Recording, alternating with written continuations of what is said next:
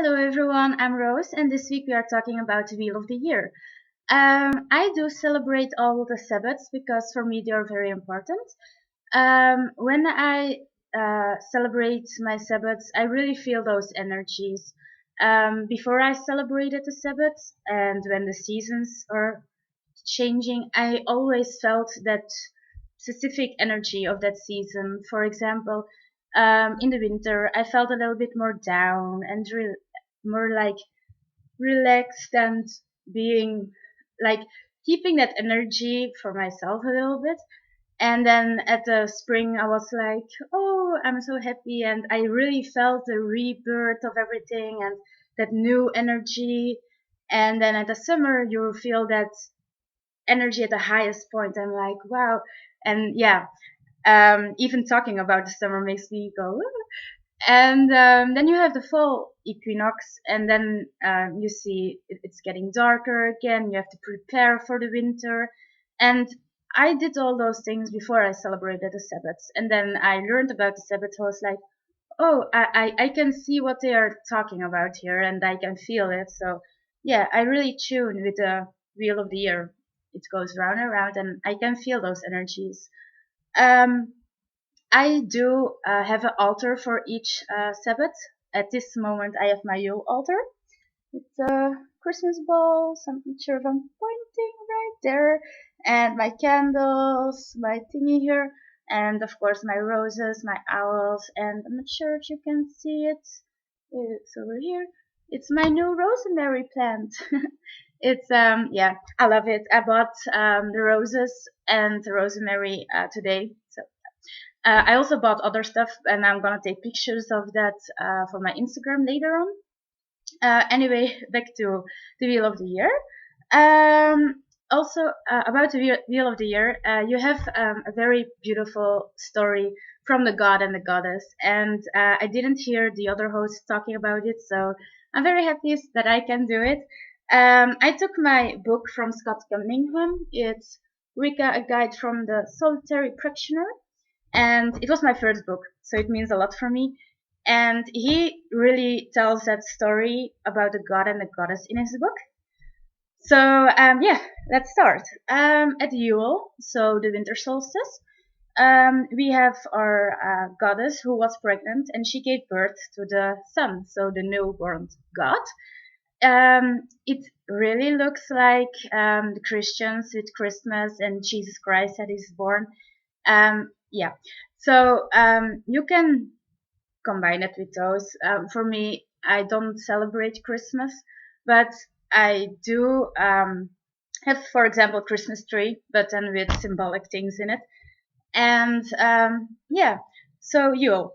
It's also the shortest day of the year, and we celebrate it around the 21st of December. It changes every year because I think it's the sun that has to move into Capricorn, and then it's Yule. So the days change. Then we have Imbolc. I'm not sure if I say that correct. It's the celebration, like the snow is going a little bit away, and it's also the recovery for the goddess because she gave birth, and if you give birth to a baby, you're very tired of it, so you have to recover. And so then, oh, and the god is starting to become a bigger child. He becomes a lusty boy and very young, of course. And then we have Ostara. It's a spring equinox, and it's the first day of the true spring. I'm reading everything. Also, the goddess gives all the fertility to the earth because you can see the flowers and the butterflies and the little birds. And the god is becoming more mature, like he's a teenage boy now. And 1 second, something is opening here. Okay. Um, and then also at Ostera, the day and night are equal. So also Ostera for me is a time for new beginnings. Like if you wanna start something new, learn something new, I think Ostera is a perfect time for that.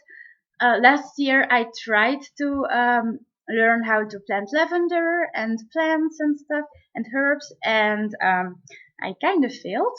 I don't have the green fingers for it, but I'm gonna retry that again at Ostera, and I I hope it will work. I'm also planning to write more stories and stuff because I did that when I was younger and like poems, and I will see what else I'm gonna do. But I think Ostera for me will be like a very new start of things because at this moment I'm doing my year in a day, and I just moved in my apartment like 3 months ago, and everything is new for me now. So I have to like calm down, relax, and I'm doing that this winter and saving that energy because for me spring will be something big. Um, then we have Beltane, and at Beltane, and it's one of my favorite Sabbaths, the young god becomes a mature man, and he falls in love with the goddess, and yeah, they make a baby, and the goddess becomes pregnant, and that's the start of new life again inside the goddess. And then we have the midsummer, so Lita, I think, summer solstice. Um, that's around June 21st. It also depends. Not sure in what sign it has to be, but it's like the opposite of Jewel. So we are at that thing there, at the wheel of the year. And the sun is at his highest point. It's the longest day of the year. And you can really feel that power of the sun. And I also like this Sabbath a lot. Then we have Lunasa or Lamas. Is the first harvest, and at that point, you're like harvesting everything that you prepared in the spring, that you worked on in the summer, and then you can finally harvest it. I also really like the story about Lu, the god. I talked about him in a previous video. In a previous video, I think the video about Lunasa. So I'm not gonna talk much about that. Also, at that point, the god he loses his strength, but so it's a point that you have to think, oh, okay, the energy is slowing down, but we don't have to forget the goddess because she has a baby in her belly, and he is becoming more powerful there. So then we have Mabon, and that's the second harvest. That's around September 21st.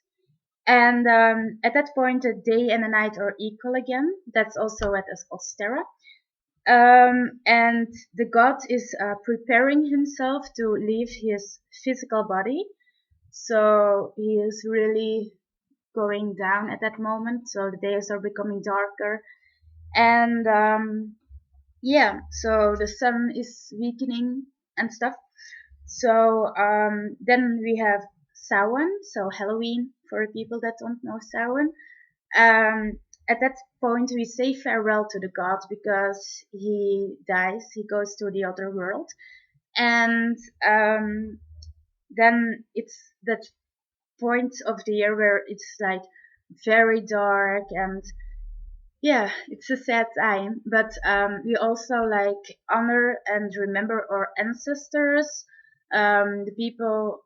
Like what I do, I didn't really lose people like for from the death, and so I can't really honor those. But what I do is like I think about my the older people in my life, and I try to visit them and stuff, and just to talk to them because older people have a lot of wisdom. You sometimes people are like, oh, those old guys, and they don't take those people serious, but I think they're very wise. So I like to talk to older people because their level is much higher for me. I can't explain it.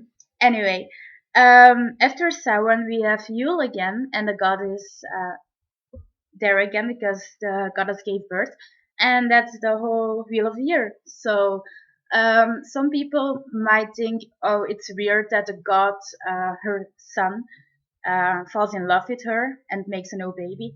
but it's just a symbolism for the whole year.